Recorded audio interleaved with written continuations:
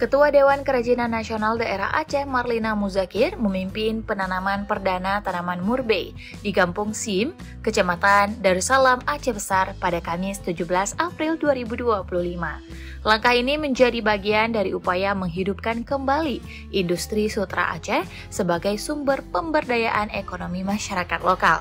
Penanaman simbolis dilakukan di lahan milik Dayah Terpadu Darul Ihsan Abu Hasan Krungkale yang terletak bersebelahan. Lahan tersebut kini dimanfaatkan oleh kelompok UMKM Jalur Sutra Aceh yang diketuai Maimun.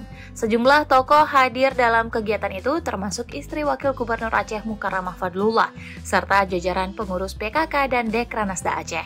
Kegiatan itu juga melibatkan berbagai pihak yang menjadi mitra pendukung dalam pengembangan industri sutra lokal. Menurut Marlina, sutra merupakan kekayaan budaya sekaligus potensi ekonomi yang perlu dikelola secara serius dan berkelanjutan. Marlina juga menyampaikan apresiasi kepada para penggiat UMKM Jalur Sutra Aceh atas kerja keras mereka mengembangkan sektor ini.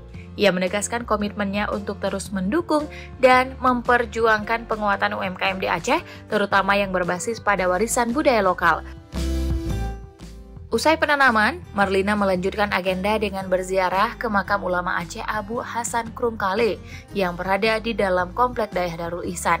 Di sana ia larut dalam doa bersama pimpinan Dayah Muhammad Faisal serta para santri. Kegiatan kemudian berlanjut ke pusat kerajinan tenun, Rumah Tenun Mutiara Songket di Kampung Krungkale. Marlina tampak kagum melihat hasil karya para pengrajin mayoritas perempuan yang secara konsisten memproduksi tenun songket Aceh dengan motif-motif khas dan juga modern.